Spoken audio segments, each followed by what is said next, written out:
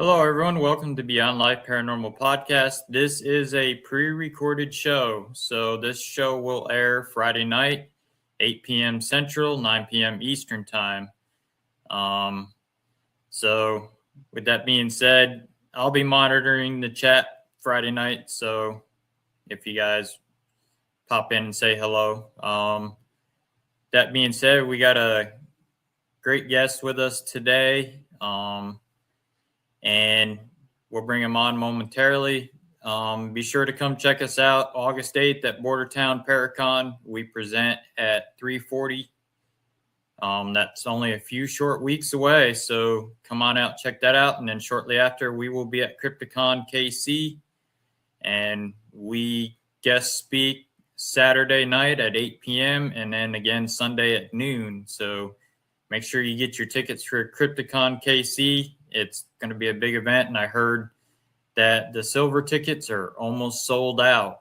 So be sure, if you're going to get your VIP silver tickets, get them soon because they're going to be gone. I know the hotel's already sold out at the convention center, and they're flocking everybody over to the Best Western next door, which I heard that's almost sold out as well. So be sure to get your tickets for that.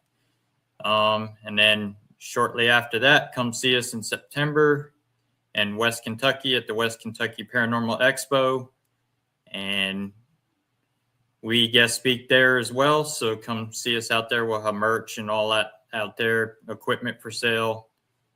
Beyond Life Paranormal Research LLC will be there. Our cousin Kathy will be there with us. And then October 3rd, we will be at Rock Island Esoteric Expo. Come on out, check that place out. David Sloan will be there. As you know, David Sloan was the owner of Robert the Doll. He'll have his sister there. And you do have a chance to hold her. So come on out. There's awesome teams out there. A lot of our friends are going to be out there. So with that being said, we are going to introduce our guest. My guest today, he's into the paranormal and the spiritual side, and he's here to talk to us about his book, Behind the Veil, which is this right here. And so please welcome my guest at this time, Tim Malone. We'll let him fill in the blanks. Hey, Tim, welcome to the show. Thanks, Russell. I really appreciate you having me on. Oh, you're welcome. So tell my audience a little bit about yourself and what got you started into this work. Well, really most of my life, my first 50 years was, family. I had three daughters, 10 grandchildren, normal life growing up. I was a Catholic, but then, left that and really didn't do church, but got into my father's business and became very successful at that. It's an employment agency, and was rolling along like with that until about the year 2000. I went through a horrible divorce, and that started me doing opioid. I became addicted to opioids at that point. Oh. So I was the strain and stress of the divorce. I don't, for your listeners that have gone through it, they know what I'm talking about. It's just horrible. So for about 8 years, I was addicted. I thought I was going to die. I was getting up in the morning, drinking a Mike's Hard Lemonade, and by the end of the day, I would have had 14 hydrocodone and 2 Ambien, and really just killing myself. And then out of the blue, a dog, my wife buys a dog that we named Boo Boo because we weren't supposed to get a dog, so I got to name it. Mm-hmm. And that dog started, and now I realize that dog was divinely given to help me recover. So the dog started me on like this new path of exercise. My daughters got me into a meditation group, which I'd never done. And so this is like when I'm in my mid to late 50s. Business guy, but never had done, some people call it the woo-woo stuff, but started with a meditation group, had a wonderful dog that helped me get through the addiction. And then as I morphed out of the addiction, Boo Boo got to be 15 years old. And when she passed, I was still going to my meditation group, and I knew a little bit about orbs and things like that. I'd read maybe 2 books. But when my dog died, Russell, I was so heartbroken. Your listeners that have had animals that they've had to Mm-hmm. put down, it's just horrible. And I was so upset that I asked the universe if my dog could stay. And that night, I went with my iPhone out in my yard at night and took pictures with the flash on. And the next day, I downloaded the pictures, and there were orbs. And I noticed in the orbs over the next few days, there was my dog in the pictures. So I'm like, wow. So I became fascinated over the next 3 to 4 years of taking pictures of orbs and seeing my dog. And then I started to see in these orbs people. And when that first happened, Russell, I was like, I don't know, did I open a door to something? Because what Right. am I seeing the other side? I mean, this is behind the veil. There are people there on there. There are people's faces. So it's not just my dog anymore. There's people. But I started meditating during the day, and I would ask when I meditated to see something that night. So I would ask to see the Blessed Mother, or I'd ask to see an angel. And Mm-hmm. that night, I would do the video and take the pictures, and next day look at it, and they would show up. So I became a nut about learning about orbs, understanding them, explaining them, and started to see not only angels, but beings from other planets, life from other planets. I won't use the term aliens because the universe is full of other life forms, Right. beings, and they may think we think they may look strange, which some of the pictures I have are, but they may think we look strange. So Right. it goes both ways. So, um, but I kept wondering why, and I kept devouring books about the paranormal and about the angels and all these topics. And um, finally, in my meditation group, they gave me a book called Ramtha, and that really opened my eyes to the things behind the veil and how it's structured. And so I just kept taking these pictures, and I ended up finding out that there was a lady in all these orbs and all the video I took. There was always a lady with black hair. And I thought, and I was learning about my past lives and other places and other planets, but um, there was a lady. And I found out later on a trip, I was going to Egypt, that canceled. And then 2.5 years ago, I ended up in England. I'd written the book Behind the Veil to talk about my experiences and give people. The book is about my life as an addict, getting out of that, but it's also a guidebook for people that want to start putting their foot in the water with orbs and the spirit Mm-hmm. and how it's organized and what how it's created and all that stuff. So that's why I wrote the book. But my life really changed 2 years ago when I was in England. Oh, wow. Yeah, that's awesome that you were able to, with meditation, pull yourself out of that darker spot and actually be able to teach people your findings and what you've been through and experienced. Yeah, I teach mindfulness and meditation now. I volunteer the work. It's really rewarding, but um, there's so much more that has happened to me. So I found out a lot about myself and what I was reincarnated this time to do. Um, I've learned why I'm here. I've learned about the hierarchy on the other side.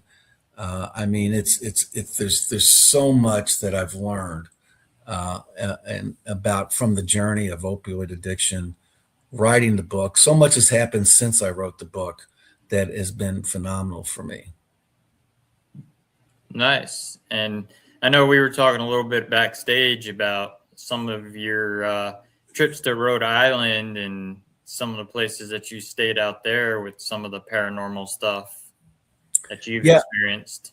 I had so I've reincarnated a lot of times on the earth. I've reincarnated. I've been on other planets. So part of what I'm here now doing on the earth, I've reincarnated. I'm like the ground game for the changes that are coming for the earth, this new golden age, this new energy. And for your listeners, let me explain the lineup out there in the universe. So, um, and this is all given to me by the cosmic mother, and some of this is by God Himself and the divine masculine. So, there's a creator in the universes. And then under that, there's a divine masculine and a divine feminine. We think of divine feminine as the pod that the Blessed Mother came from, Isis, um, other other prominent females in different religions. And I wanted everybody to understand there's a cosmic mother. Uh, Her name is Astora, and she showed me that the pool of energy for the cosmic mother is like an inkwell. And when they reincarnate somebody out of that ink, it's like dipping Mm-hmm. a brush in and painting it. So you paint the Blessed Mother. Well, that's a reincarnation. And so the Blessed Mother is out of the DNA, the inkwell of the Cosmic Mother. The Cosmic Mother sits over it all. But Isis, so the energy that was Mary, Mary Magdalene, all these people, which they're all Octurians too, which I am too, which is a race of people in another galaxy. But so you have the divine feminine, divine masculine. Then you go to um, Octurians, Anakai. There's all these other beings and other universes and planets and parallel planets. Then there's angels and archangels, and all these things work together. And the universe is huge. There's a zillion planets, and there are a lot of other life forms on other planets. So that's kind of the playing field of what's out there and what we're working with. Oh wow, yeah, that seems interesting. I never actually deep dived into a lot of that stuff, and it's pretty interesting. Well, and I think the message for your listeners is that there's so much love out there for us and for people. And there are a zillion of these angels and other light beings here to help us. So, for example, the earth took millions of years to develop because when they created a universe and planets, they just don't hold life immediately. It takes a long time. Right. So the first group of people to settle the earth was a foreign group of light beings from another galaxy called the Anakai, and they were very advanced and coveted gold. They saw that the earth at that point held a lot of minerals. So they came here to mine those minerals. They found out it was very hard to do. So they got with the earth spirit Gaia, Lady Gaia, and worked together with her to create the first Homo sapiens, Lumo sapiens, you could say, which is a cross of Mm-hmm. Luminous and sapiens. And they found a spark in monkeys, and they thought that is a soul type spark. So they used that as the base model, and that's how the life forms on Earth got started. But remember, it all comes under a creator. So whether it's the Anakai or the Arcturians, and the Arcturians are this beautiful race of people that live in a parallel galaxy. They visit us through wormholes through the planet Sirius, and they come to our universe to protect us against dark energy. They also are on the earth with humans, along with the angels, to help us when one of us wants to go on a spiritual journey or open up Mm-hmm. to a higher light or a higher dimension. So they live in the fourth, fifth, sixth, seventh, eighth dimension.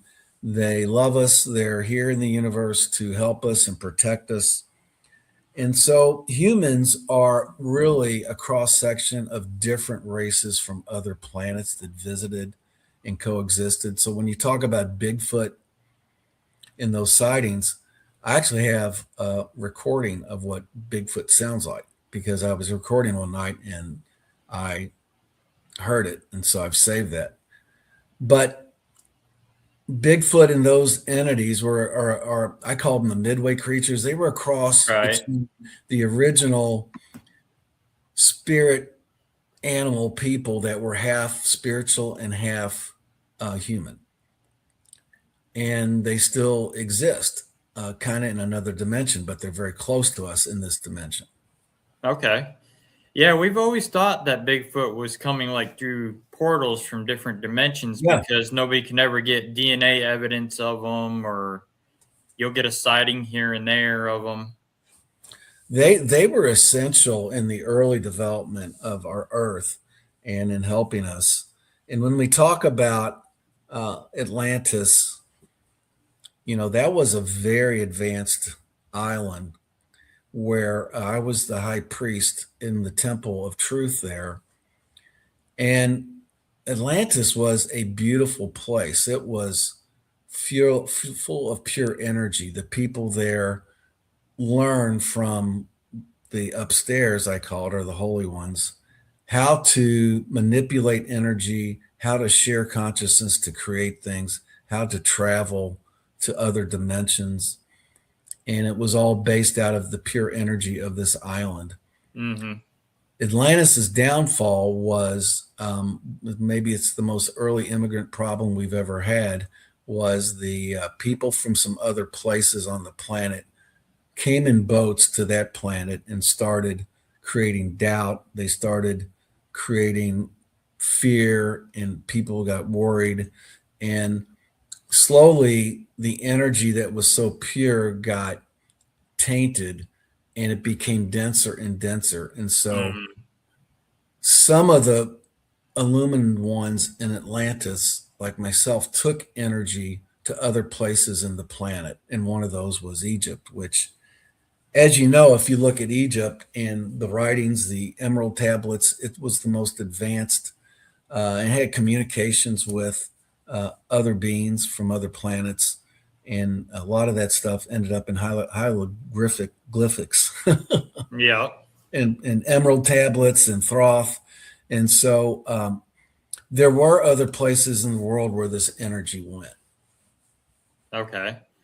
Yeah, I have a buddy, Rupert Guy. He goes out and he communicates with the astral beings by meditation. And he's So, brought several paranormal teams out there with equipment. And as he's doing this meditation, communicating with them, the equipment was just going ballistic out there. yeah, the Octurians, they are really good at communicating through consciousness. So they don't talk to each other. It's all through joint consciousness, collective consciousness. And so when they have a planet called Octurius. And when they create like a healing center there, they get a group of like minded people who imagine the same thing, and they've learned how to create things by joint consciousness. Um, and that's something that on the earth we can really take advantage of if we're going to ascend and have the ability for those of us that can move our light into a higher realm. That's what this new golden kind of age is all about. Mm-hmm. Yeah, that is pretty interesting. What would you say about like the elementals that we once in a while deal with on the earth here that are part of the earth, like your draconians and They stuff like they that? Oh, they're real. They were part of the original cast of characters when the earth was created. There were elementals which also were part supposed to be humanists or like animals and also part spiritual, and they do exist. They were Lady Gaia, and I've seen elementals. I've got some video of elementals, but they're very, very, very important in the scheme of the world. They're out there. They're here to help us. They're very important when we think about nature and taking care of the planet. They're very concerned. They're like ancestors to us who Hmm. love us very much. We worked a residential case that was involving a draconian starseed elemental. The stepdaughter had brought it in to go after her stepmom to do harm. Well, this thing, he actually, we were able to communicate with them, and they were making it sound like it was something demonic at first. So I brought in a little bit of the religious stuff to it to see, and it laughed at me. And it came across the box, "You're a funny little prick, aren't you?" And I'm like, well, that's definitely no demonic. And we were able to determine, and we caught it on video, that it was a draconian starseed. And there was also a spirit that was trapped there. And it actually stepped aside for us to send that spirit on its way. And then we presented it an offering, and it left on its own and went back to where it came from. That's excellent work when you do that. I've done that several times with souls that have been trapped on the earth. And let's talk about souls for a minute. So, part of what I'm doing on the earth is I'm building a portal on this land that they've shown me that I bought. I'm building a modern day portal between heaven and earth. It's already operating, but I don't have it constructed. It's just operating in a different dimension. But part of the work that happens with the portal, and one of the things the cosmic mother is really concerned with, she talks to me about all the time, is getting souls on the planet that have been lost, that don't know they died. They value souls so much, they are always looking and having me go look for places and souls that need to go to the light and move through a portal. A lot of the pictures I take now, the orbs have images of all these souls moving through the third eye of a few people that I know. And so souls are really coveted. They're really important to the hierarchy in the spirit world. Yep. I agree on that as well. And I mean, in our work, we deal with a lot of lost souls and a lot of trapped spirits here in this realm that don't realize they're dead, or they've got unfinished business, and we also deal with a lot of them that have committed suicide as well, that get trapped here. Yeah, I first of all, thank you for doing that work with those souls. It's much appreciated by the people upstairs. And the suicides are interesting because we don't really understand sometimes why they did that, and we don't understand, with karma, and you choose to come back, you're usually coming back working on your karma. You're usually choosing people that you've been with in other lives so you can clear some of those things up. And sometimes when you've reincarnated, you settle that karma, and sometimes you don't. And sometimes you go the other way and do some awful things, and then we can talk about what happens to you then. But as far as suicide, it is hard to understand sometimes how that is part of a plan or a journey for a soul. And generally speaking, it's not highly looked upon as positive for somebody to do that from the spirit side of it. Right. And there's also the other theory. You take like a normal human being, and my cousin Judy's husband, Tony, and I, we've talked about this several times. Like, what possesses a person to all of a sudden, just from a normal life, to all of a sudden just snap and go crazy and just start murdering somebody out of the blue? Well, I think, Russell, because that's a lot of the things that you think about and do. What doesn't make sense to me is that Hollywood loves to create these movies with these themes that scare everybody, and I get Hmm. it, trying to sell tickets, Yep. but they create things that aren't true and trying to scare us. Really, the light always wins. The Yep. light and the spirit world vastly outnumbers the negative energies. They're out there, and you know that. That's your Yep. game, a lot of it. But Yep. it's not as prevalent as Hollywood would like us to think. No, or YouTube. I mean, YouTube puts it out there constantly. I mean, they throw that demon word around a lot just for the views that they've got attacked by a demon when they don't know what a spiritual attack is by one of those things.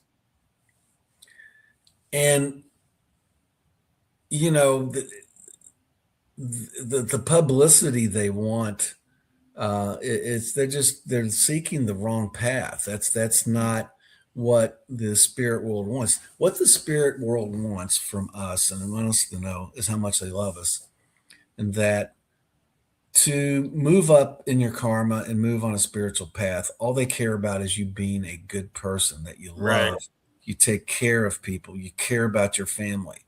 Those are the things that get you progressing. You don't have to be a member of some religion. I'm not saying anything bad about religion. I'm just saying that Right. that's not a part of it. It's not, they're not conditions for it. It's just because look how many people on the earth don't ever know what a religion is anyway, or would ever find it. Right. Um, and then look how many people, because the operators of different governments have murdered millions of people, never had a chance to become a good person or even have their life because they were murdered. So Right. um, there's a lot of room and a lot of love for us and us to be on the spiritual path. Right. And I can imagine even some like haunted locations when you got some guides out there giving the history, what they were fed. And you can imagine the spirit world sitting there and the ghosts are looking at like, that never happened. I know. I know. And one of the things they've been talking to me about is, and God Himself talks to me about, my role on earth. And, the earth is full of fear and worry. People are more scared than they've ever been. There's all these things happening. Hmm. And God wants us to know that don't worry, He's got this. You're going to be okay. He Right. wishes we could understand that He has this, that everything's going to be okay. Um, and that the truth will continue to be shown. And as people see the truth and seek the truth, their biggest need from us is figuring ways to connect our mind. The humans have been so much in our mind, creating things, our mind paradigms and what we covet. I'm in the Bahamas at Baha Mar, and this is just loaded with ego and money and all these Yeah. things. And there's nothing wrong with abundance, but as far as progressing and moving forward, God wants us to know that He has this, and that love, the biggest message from Him is that love is actually pure energy. You can't control love. You can't, and the earth takes love and people manipulate it. They use it. It Hmm. becomes something, and God is saying, it's free form energy. You can't mess with it. You can't use it for yourself. You can't put conditions on it. Pure love at its essence, that's in every cell of our body, if we can discover it, is free form, pure energy. And we miss it so much on this earth. We use love to do all these things. Hmm. And sometimes love's great and kids and families, but love is also really an energy that has been abused. Right. I agree. Yeah, you see it quite a bit. I see it quite a bit, even in my work as well, doing residential cases. I mean, you see it in households and and a lot of the clients that we deal with. Yeah, and I think what the future looks like for the earth is they're opening the doors to say that those of us that want to connect, they're going to make it easier for us to connect to our higher self, which leads you to the fourth dimension, which is self discovery and reaching your higher self. And so, for those of us that can do that, there are going to be these heart communities, is what they're telling me. And these are communities where people have learned to cross the mind with the heart and make decisions and live their life based on that merger, where it's not all your mind, it's not all your heart, Right. it's pure, as much pure love as we can get. So there's all these examples of our mind and heart. And so the future are going to be, there'll be levels of people that do ascend to a certain level. They're still living on earth, but they're going to be more in a community of like-minded people. And then there'll be layers of people that Mm-hmm. don't make it, that just, they're not going to, there's not going to be a second coming, first of all. And there's not going to be somebody that comes and kills all the bad people. But there will be a planet that arises with certain groups of people ascending to a new third, fourth level. And the other people will just be there. They'll just be in their own misery. They'll just be wondering. Right.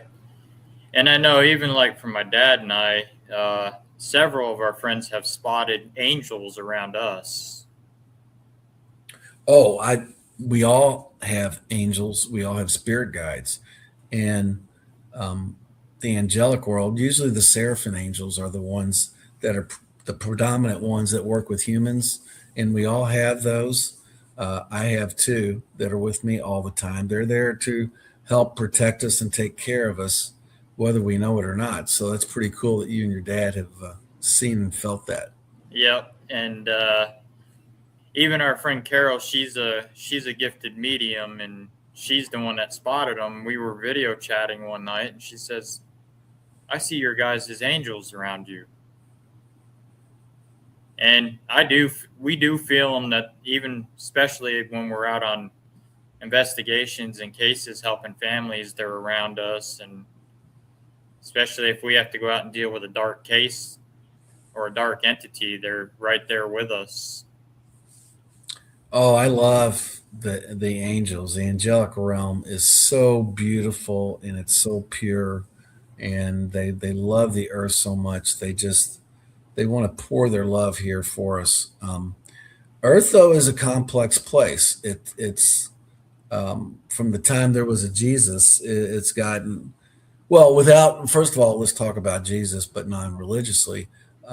What would this planet be without a Jesus being crucified by Right. those murderous people? Look at all the people that attend church. Look at all the people that wear crosses. Look at all the Yeah. people that find solace with the Blessed Mother, that have been cured from addiction. All these things around Jesus. What would Jesus do? What is Jesus? So, this planet, 75% of the planet worships something. Mm-hmm. 90% of Americans will say they're somewhat spiritual, even though they can't define most of the time what that is. Right. Yeah. I mean, I hear it quite a bit, even in like the Wicca world and the paganism and all that stuff. You hear they worship some kind of god, and a lot of them do believe in Jesus and all that up there too. Yeah, and so Jesus was a hell of a benefit to our world because of all the good that he did Mm-hmm. through that horrible torture and sacrifice he made. Now, religions have taken him and put strings attached to him. There Right. things written that didn't happen. Um, but no, he was good. He was, thank God there is Christmas. Look at all the good that happens because of Christ. Yep. And he does good for a lot of people. I mean, we know he walks with us Yes. investigators that go out and help families to set them on their right path in their journey after we have done our work for them to keep them on that path so they don't have to experience what they did before. I mean, that is such wonderful work you do. And Christ's light is so strong. You wonder how he could be in different places or be with you all or be with the people. And because humans don't understand, we're like third dimensional. If we can't see it or feel it or have science describe it, we don't think it's real. But the power and the light of Christ's light from the divine masculine, and then the Blessed Mother is like everywhere helping people. Yeah. People have apparitions, and her energy is just so strong and powerful because she loves us. So that's kind of how it happens all around the place. Somebody's in a car wreck, all of a sudden they're like, I see Jesus' face. Yeah. It's all true. That's how it works. Yep. And I mean, like my dad, he was in a bad car wreck back in the 70s, and he actually died, and he woke up in the hospital to nuns reading his last rites. They thought they were going to bury him right then and there, and he woke right up. Did he have a near-death experience or Yep. vision? Yep. He's seen the white light up there. Yeah. He went up there and then came back down. I had a near-death experience at 12, and I died from a seizure. And I remember seeing all black around me, and then I just seen this like tunnel start to open up. Mm-hmm. And it got probably about that big, and then I woke back up because my mom was giving me CPR. And one of the amazing things that I've done with my orbs, they've shown me the souls moving. Then they've shown me a layer of faces. And now I'm very intuitive now. I speak to them. I work with a great intuitive in England. But what they're showing me, the first phase of going to the light is going to be meeting your family. So a few days before you pass, they know when you're going to pass. They put word out to family that, hey, he's going to pass. Russell's going to pass. And how would you like to say hi to him, or your dogs or whatever that have passed? Mm-hmm. So that's the first group of people you're going to see when you pass into the light. Then you're going to move on to meeting with your soul family. You're going to look back at your life wherever you were at, and they'll compare that to your karma and talk about what you did. Right. And was it good or was it bad?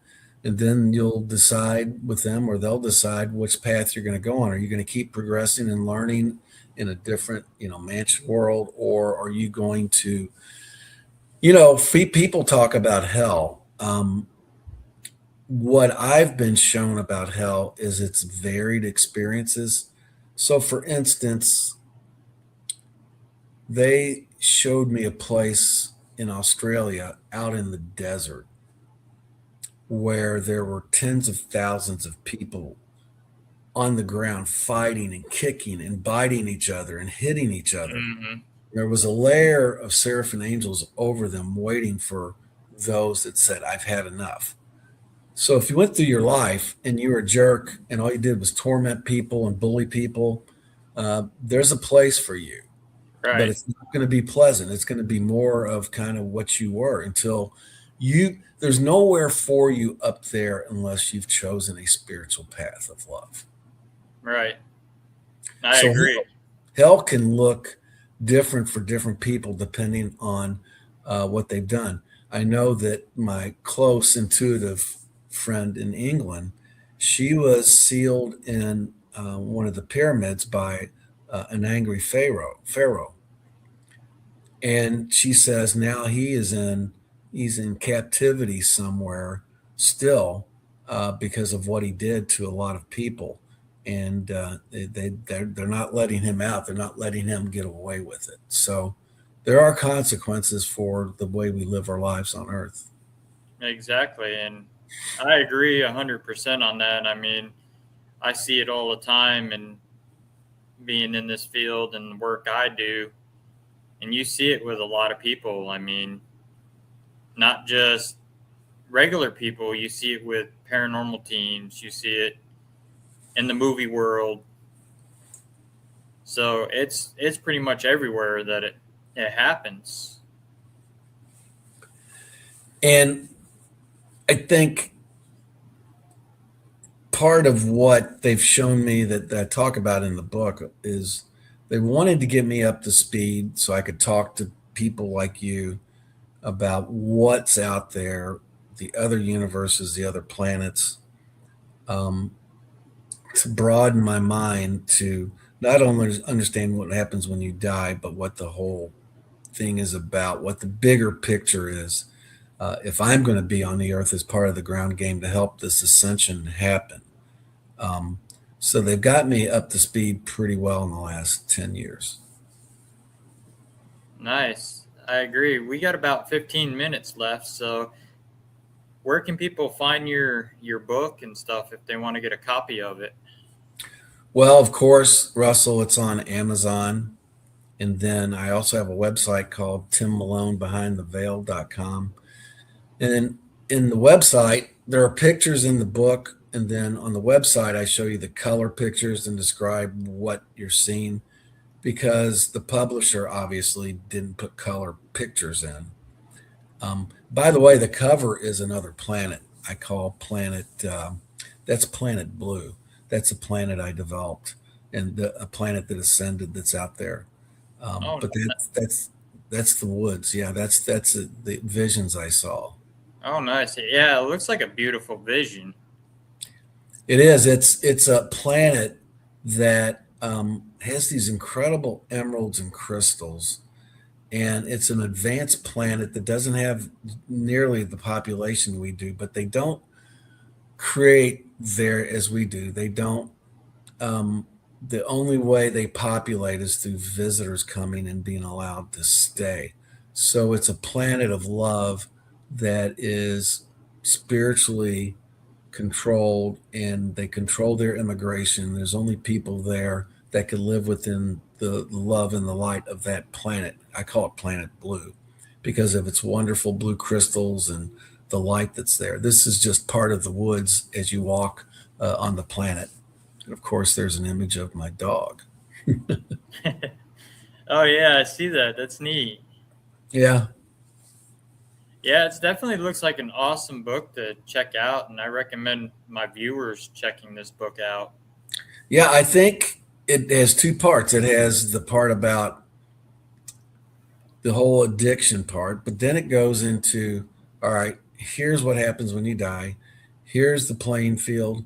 Here's how the hierarchy is set. Here's explanations of archangels and angels and who they are. So it goes in. It's kind of a book also that's helps people get up to speed with what the mystical view is of the world in the universe. Oh, nice. What would your theory be on like all these UFO sightings and stuff like that? Those astral beings coming to visit us on Earth here. Well, I think that once again goes back to the early days of the Earth's creation. There were beings from other planets more advanced than us that visit. And so I think it's all real. Uh, uh, People shouldn't be scared. These are advanced people from parallel planets or other places that have the technology to do this. I'm not sure they're always supposed to be here, coming through our atmosphere. And part of the problem is, and maybe why some of these have crashed, is that when you're like an Arcturian and they have their spaceship, Hmm. it's really, really, really hard for them to get their spaceship into the third dimension. It causes a real strain. They can do it, but they'd rather communicate with us from their spaceship in the fourth and fifth dimension. So Tom Kenyon is a great guy who has worked with the Arcturians and talked to them from at Mount Shasta, and he explains all this in some of his books and his works over in Pennsylvania. But Yeah, so other planets, there are Mhm. other beings. They visit, and sometimes they crash because it's very hard to get into the heaviness of the third dimension. Right. And you mentioned Todd Kenyon. He's actually a relative of mine. Oh, really? Yeah, he's a cousin of mine. He's quite the guy when it comes to the aliens and the Octurians and all that stuff. He's really one of my favorites. Yeah, he's through my Kenyon line that I'm related Yeah, to. yeah. Well, you've got quite the history lineage there, Yeah. Russell. Oh yeah. My lineage is it's crazy. I mean, Lizzie Borden is another relative of mine, and Well, so you have had many past lives. You're an older soul. yeah. Um, so Um, do you know any of your past lives? Have you?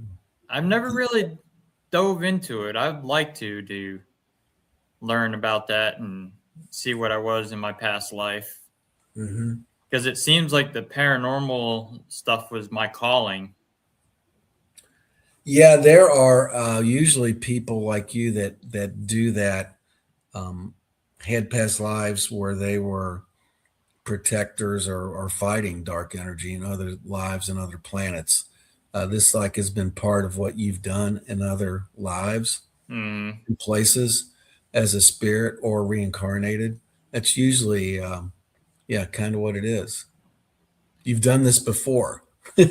Yeah, and that's what it seems like. It's like I have all this knowledge, even though I've sat and read a lot when I was younger on Ed and Lorraine stuff and researched anything I could on the paranormal. But it seems like I already had that knowledge when I started doing it. Like Mhm. it was there. I knew what to do and how to Well, do that's what I feel. I feel that your energy, you were have done this either reincarnated or when you reincarnate, you can pick Earth, you can pick other planets too, but you can also stay up there and fight battles and it. Hmm. work with the Octurians and get on their spaceships and do stuff. So, yeah, that's where you come from. And I Fight. found my one spirit guide is actually a priest. His name is Father Paul. Well, that's interesting. He come across on an Estes session to me one night, and Wow. a couple of friends of mine they do a show on Wednesday night called When Spirit Connect, and they do Estes methods and they're all from different states around the country and connect to spirits. And usually when I log on there in the chat, one of my spirit guides comes through to them, and they mention my name, and one was a Father Paul. Interesting. I wonder what that was all about. Did they explain any more of it? They never did explain anymore. I asked, "Are you one of my spirit guides?" in the chat, and they asked them, but never got any more response. Yeah, I don't know if you ever wake up sometimes and you're exhausted, but um, Yeah, if you were usually from 2 to 4 is a great time when your soul leaves and you're out fighting battles. If you're battling dark energy or other things on other planets, you can wake up tired. yeah, I do quite a bit. I'll wake up tired, or through midday, Yeah, I'll sit there and start you're leaving your body and you're actually doing work in other places than the earth while because you're asleep. this is a dream I do remember. I had woken up in this farmhouse and all dark hardwood. When you walk in the door, I woke up right there. There's like a foyer right there. I woke up right there, and there's stairs that go up with hardwood, and I can hear a girl up there yelling, "Help me!" And I can even describe the front of the house. It was a big white house that had these round pillars in the front. Mhm. To the left side of the house was a red barn, and for the life of me, I can never figure out, am I meant to go there to investigate in my physical body, or I'm supposed to find this farmhouse and help the soul that's in there, or I could never understand that.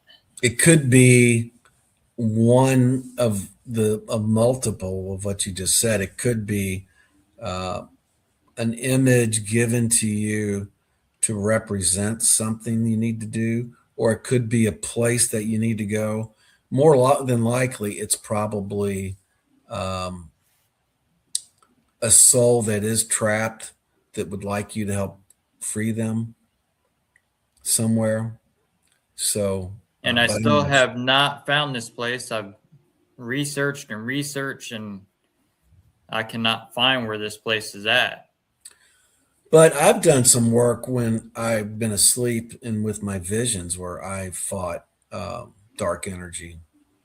When I'm rising, whenever I do out of body, I rise up through the clouds, and sometimes there'll be these entities that come trying to grab me or touch me, and I just start using the archangels Mm-hmm. protection, and they end up flipping going somewhere else. So you can do some work fighting and helping people while you're asleep.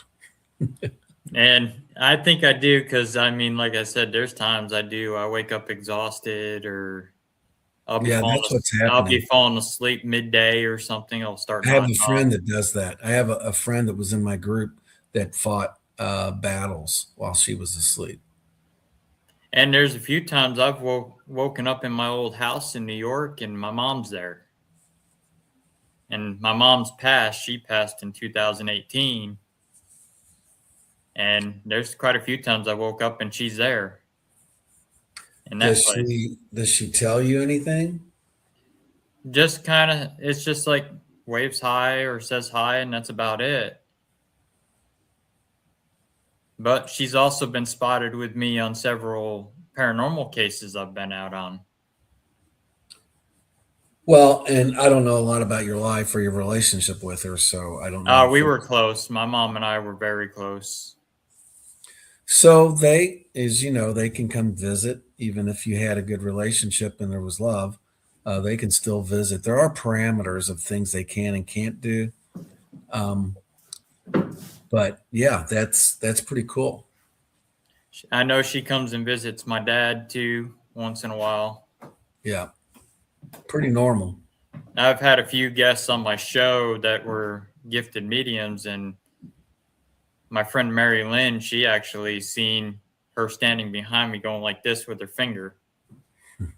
And I said that could either be to her or my grandmother. My grandmother used to do that. She had a crooked finger. She would do that. That And is so cool. I know my friend Carol spotted my mom a few times behind me and my dad, and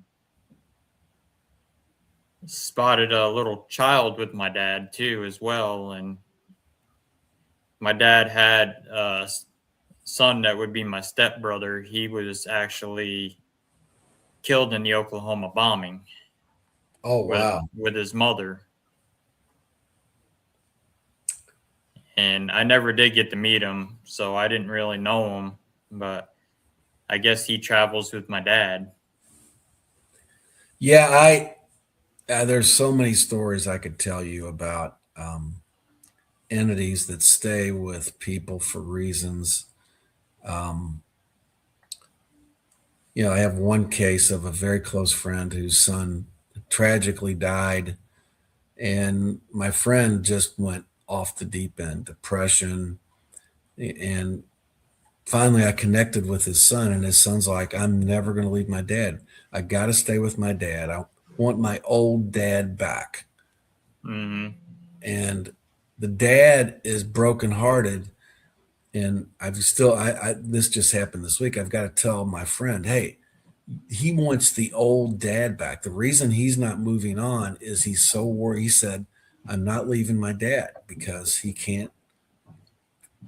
still can't deal with the fact that I'm not here. And so, you're not letting him move on in the spirit world because you are still so tore up about all this. So, Right. that's kind of how it can happen. Right. And I agree. I see that too when I deal with a lot of residential cases and it's a past family member, and that client is going through a bunch of depression and battling alcohol and drug addiction and that spirit staying by to watch them because they don't like to see them like that. And Yep. we'll get an EVP or a spirit box saying the son, they'll say, or a daughter, that they don't like seeing their family member like that. They want them back to normal and want their life back to normal. Yeah. And that's where we ended up working with them. And if they need the counseling, we do have counselors' numbers that we can put them on to. That's good work. That's very rewarding work.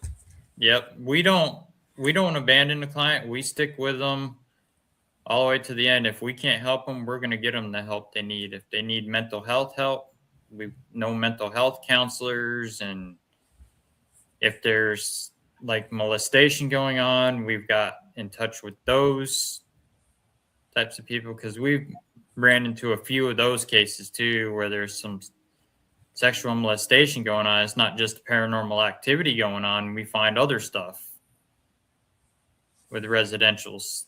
Yeah, that's tricky work.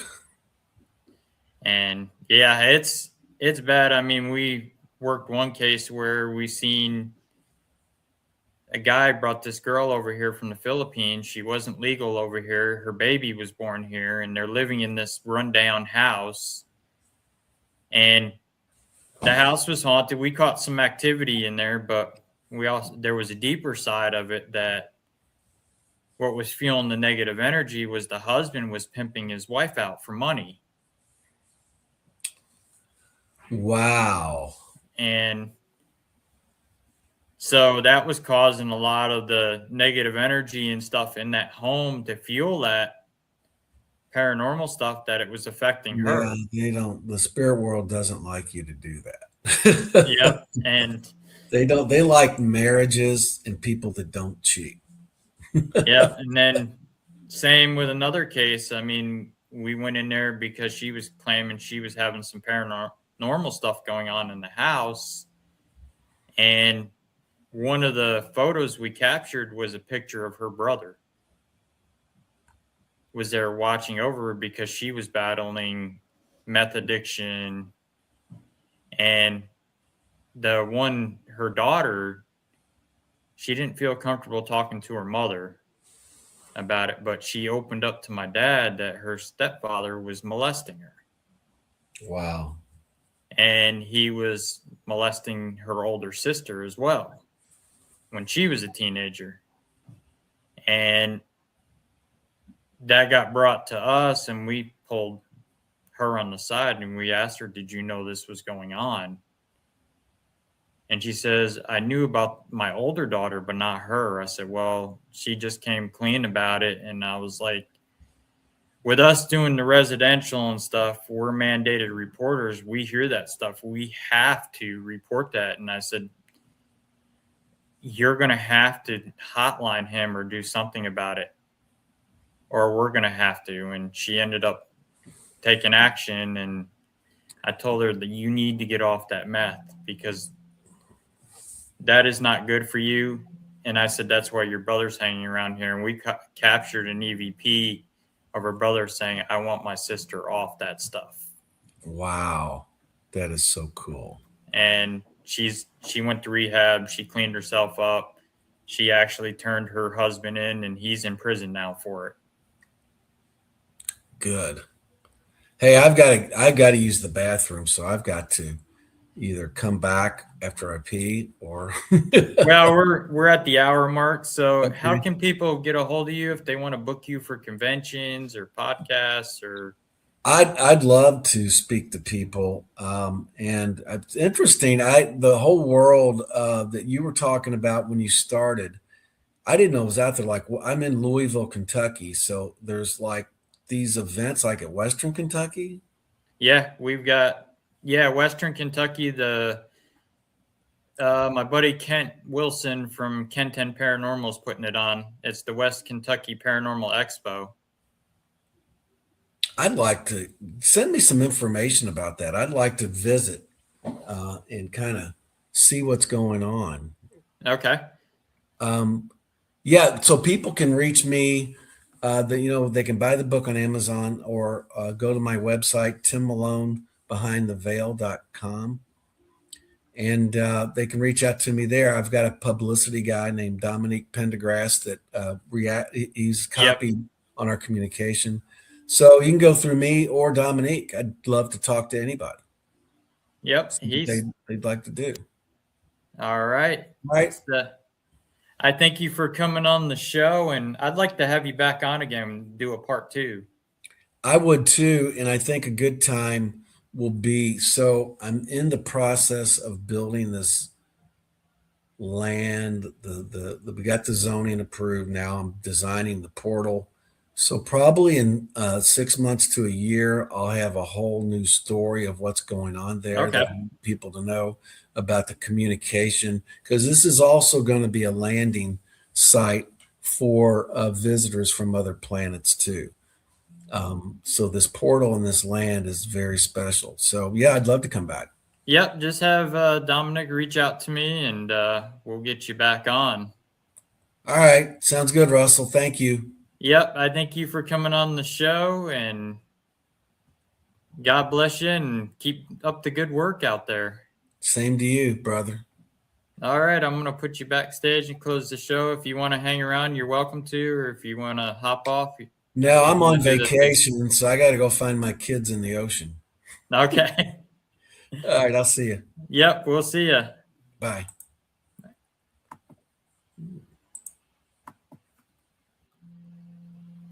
All right, guys. Thanks for tuning in. Like I said, this is a pre-recorded show. It will air Friday night, 8 p.m. Central, 9 p.m. Eastern. I will be in the chat, monitoring the chat. Remember, if you're being bullied in the paranormal field, you do have a voice. Nobody's better than anybody in this field. We're all after the same common goal, to prove the existence of life after death. So with that being said, everybody, God bless. Have a safe trip if you're investigating this weekend. Stay safe out there, and have fun. And we will see you Sunday night, 8:30 Central, 9:30 Eastern, with our special guests, psychic medium Rebecca and Carol Garcia, for our Sunday show, along with my dad. So we will see you then. Everybody have a good weekend and stay safe out there. God bless everybody. Have a good one.